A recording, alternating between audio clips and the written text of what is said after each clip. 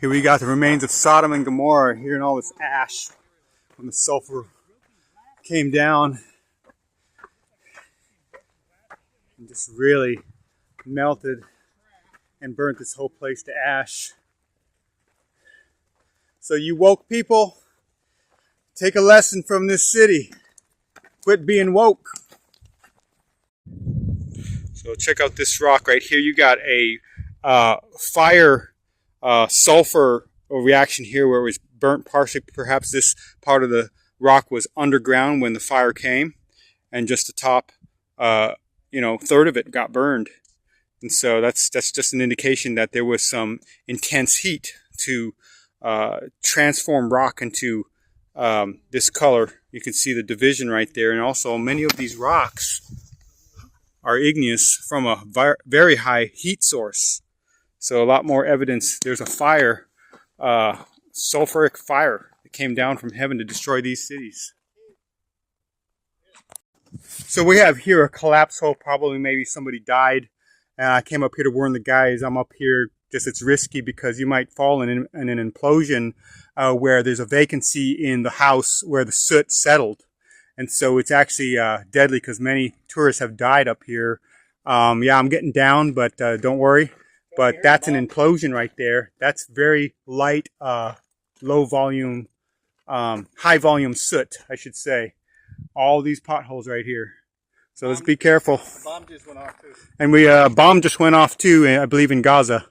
So, which is a few dozen miles away. So here we have a structure that seems to have been ziggurated, double layer. Typically the king's house or palace or temple was twice as tall as the rest of these structures, at least taller than the rest by a few dozen feet. So I'm presuming that this may have been the actual castle, palace, or temple, large enough to, looks like maybe 100 feet by 200 feet. So that's pretty interesting. Here we're looking at the other spread city of Gomorrah. Gigantic ash heaps. These are large cities. These were thousands, hundreds of thousands of people living here. You see the scale. These people, it's about 80, 100 feet high. The highest point. I just climbed about 80 foot up this plateau. So beautiful. Just how I'm going down. Wow, look at this place.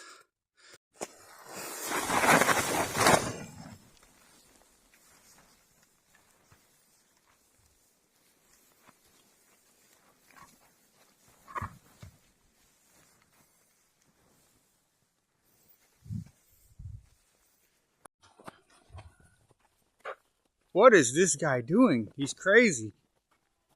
It's my friend Nate. He lives in Florida. He's trying to get off this mountain.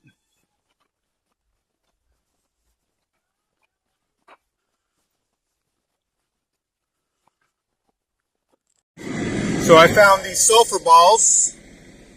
Found a 2 3/4 inch and 1 1 1/4 inch. And these light a flame that's purple. And these are believed to be from not of this earth.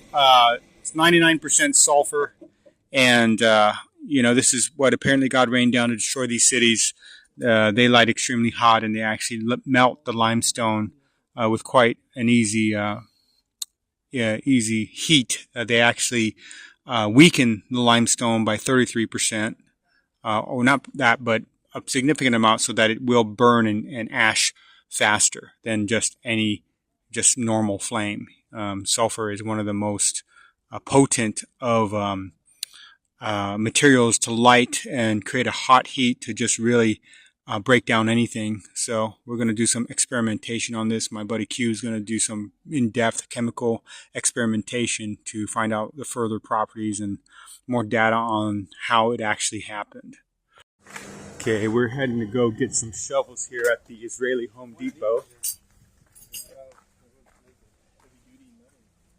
Some rakes too. Yeah. Well, here you go. Gonna be doing some excavation, perhaps. Rakes. You know what I'm saying? Okay. There you go. Oh, What are we actually going to be doing now, Kevin? Ho, ho, ho. Ho, ho, hoing. It's Christmas time. All right. I'm going to get this. Yeah. And then I'm going to get a handle for it, obviously. No, yeah, here we go. Absolutely. So we're walking away from the store now with our our tools. Our weapons. Going to be doing some community service for some Jewish widows, cleaning up some leaves. So that's what we do here. All right. So here, Earl and I, he was digging through and he found this completely obliterated stone by the fire, and it still has hard properties to it. That is most likely probably part of the wall of the city of Gomorrah. And so we've got these stones here. Here's another one, that built the wall. And so we have a piece of history here. And there's stones all the way across here, making it look like a wall. Absolutely. There's stones just like that. At the same level, all the way across. You found a lot of these? Yeah, just laying back wow. here. Yeah, go back here, you find them. These are chisel marks, man.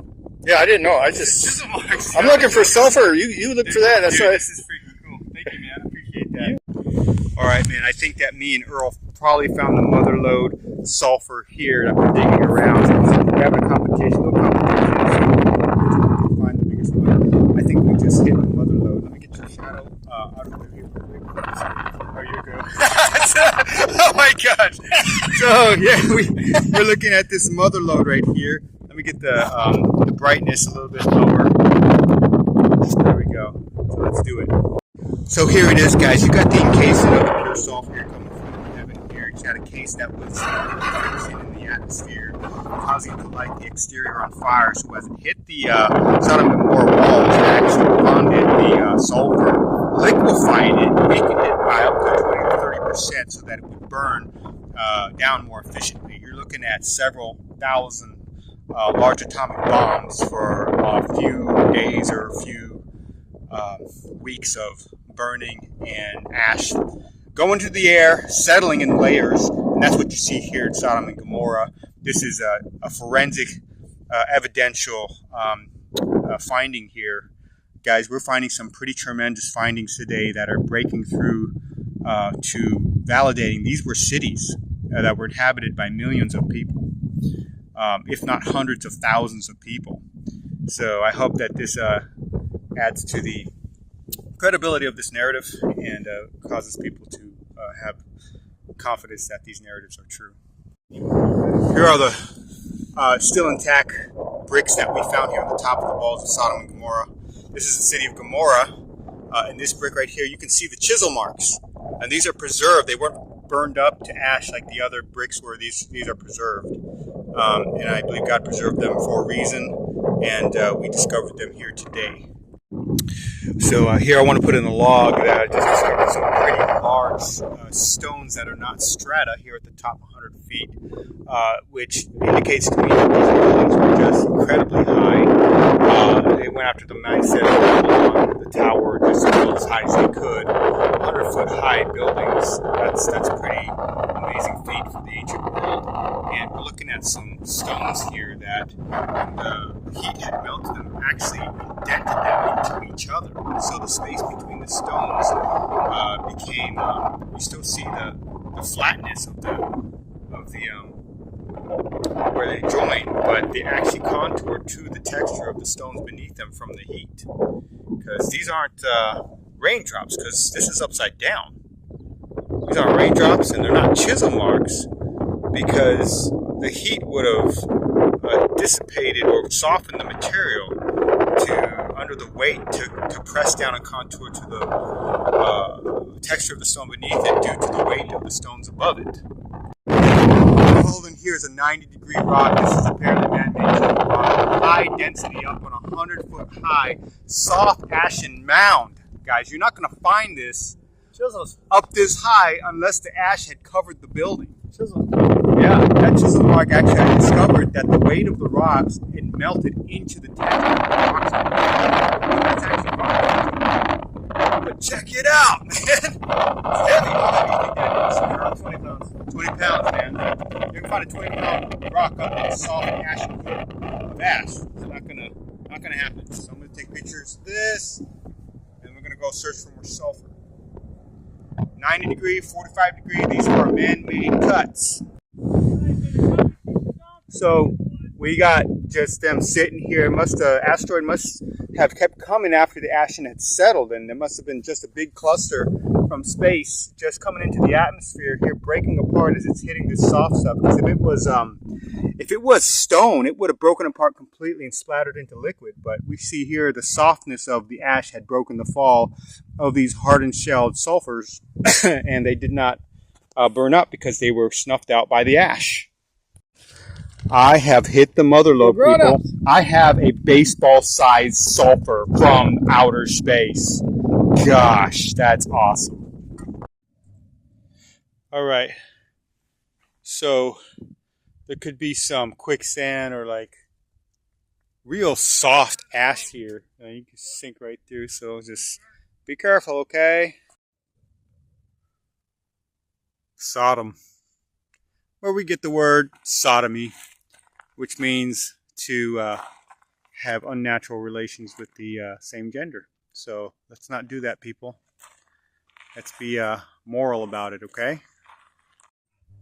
Yeah, I'm trying to make sense of this myself. Why is there a bunch of soft ash we're sinking into, but a bunch of burnt rocks all over this place, scattered almost evenly except in the valleys?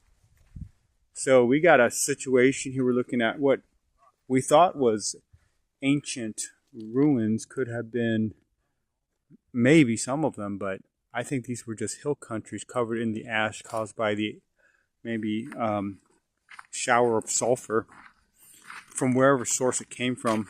We're not sure, but it's an enigma. We're trying to solve it. So again, doesn't make any sense to me.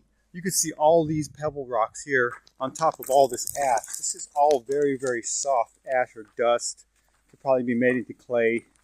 I'm not sure what's going on in this general area. This is my buddy Earl.